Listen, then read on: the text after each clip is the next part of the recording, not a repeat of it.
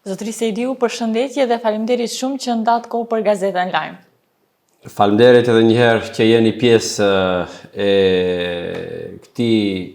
kësaj fushate dhe edhe njëherë faleminderit juve që na dhatë mundësinë që drejtohemi shikuesve tuaj. Do të fillojmë nga ajo se cili është projekti më i madh me cilin mund të mburreni ju si kryetari i komunës, mbase edhe një arsye më tepër që të kandidoni sërish për kryetar në Zhelinë. Një pyetje që vërtet është në zhvillim e sipër, po ata projektet mëdha që ne i kemi janë përsëri them momentale, se vazhdojmë me projekte tjera ende më të mëdha, po ajo që do jep simbol dhe krenari një të kohë komunës së Zhelinës është bulevardi. Bulevardi është në nivel tjetër jo vetëm infrastrukturë, por ajo jep edhe një dimension komunës së Zhelinës edhe në aspektin e zhvillimit, edhe në aspektin e jetës qytetarëve, por edhe në aspektin e vlerësimit të pronave dhe gjithë këtive shtëpive apo them anvisrive që jetojnë rreth bulevardit. Bulevardi më është një pamje që po flet vetë dhe po thotë se jam gati. Jam gati për të më shpallur qytet dhe për të shkuar në nivel tjetër. Kështu që ne për ta bërë këtë, njëherë kemi ndërtuar infrastrukturën duke mos u ndalë as pak dhe sot puna jon flet vetë në teren dhe më së miri se gjithë ne flet puna që kemi realizuar për këtë mandat sidomos. Cili është vizioni juaj kryesor për komunën e Zhelinës? Vizioni im kryesor. Të kem një komunë zhvilluar dhe të kem një komunë dalluar në aspektin e zhvillimit, përsëri e them, me një jetë qytetare, të ketë kulturë brenda saj dhe të ketë një rini të gjallë dhe me ide të reja. Për t'i bërë këta, duhet njerë përsëri të them ta ndërtosh infrastrukturën.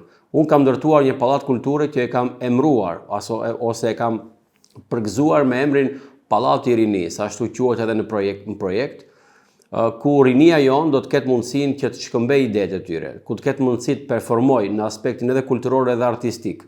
Dhe kjo godin si vjet, po kompletohet e gjitha, ku do ketë edhe kinema brenda saj, do ketë edhe salla për rekreim në kuptimin e sporteve të ndryshme, kështu që janë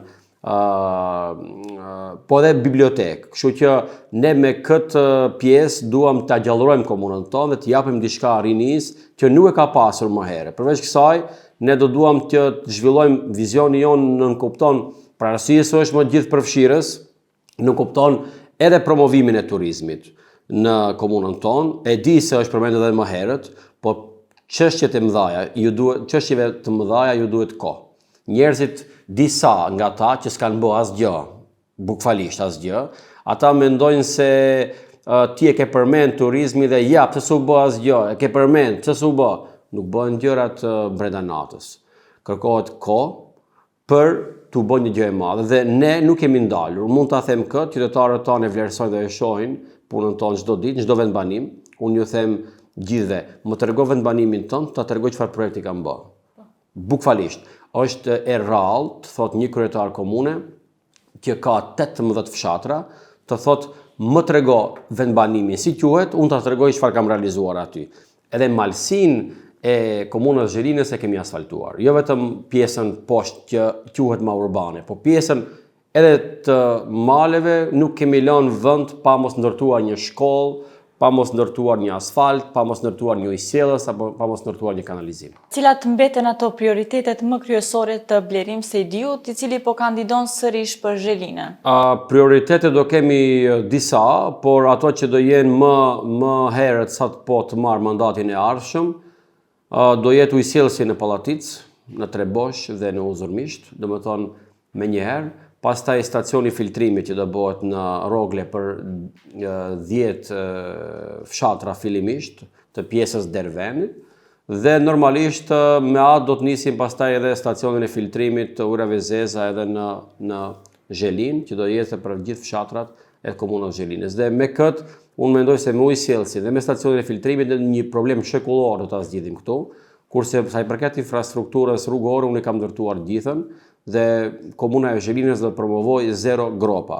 Dhe për të arritur këtë zero gropa, ti duhet njëherë të realizojsh gjitha rrugët, gjithë infrastrukturën, gjitha lagjet, gjitha rrugicat që jemi duke bë për të thënë nesër se po, unë jam komuna me 0 gropa.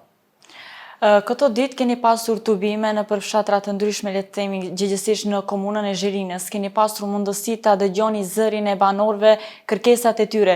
Cilat janë ato kërkesa që ato i kërkon nga ju dhe ju po premtoni që do i realizoni nëse e fitoni edhe këtë mandat? Do të thotë kërkesat e qytetarëve janë me vend çdo herë dhe janë të ndryshme, të them kështu, të them sinqerisht. Qytetarët nuk kanë si zakonisht një kërkesë. Varësisht nga vendi ku janë, po edhe në vendin e njëjtë mund të ketë disa kërkesa të ndryshme, por ajo që ne duam qytetarëve që themi është se atë që do ta përmendim para tyre, do ta bëjmë realitet sepse ata e dinë se unë do ta bëj realitet. E kam thënë çdo gjë që e kam thënë në mandatin tanishëm, para se me ardhur kryetar komune, një nga një gjithë e kam realizuar dhe 30% të asaj që nuk e kam thënë e kam realizuar. Për shembull, ka disa projekte që unë nuk i kam përmendur fare se do i realizoj, por janë duke u bërë dhe janë investime kapitale, janë investime shumë serioze. Domethënë 130% të projektit, të programit tim e kam realizuar. Do të thotë, nëse unë kam premtuar një program për mandatin tim 2021-2025, atë program në fund mandatit e mbyll me realizim 130%. Do të thotë më shumë se sa që kam premtuar. Dhe krit për në fund, përse banorët e komunës së Zherinës duhet të votojnë juve? Sepse unë e bëj të vërtet atë që e them. Do të thotë, unë kam punuar me një angazhim të pandalur vetëm për një gjë të madhe, të fitoj besimin e qytetarëve.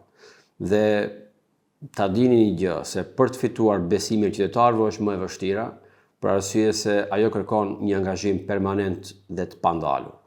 Dhe nuk bëhet lehtë. Besimi i qytetarëve nuk fitohet me fjalë.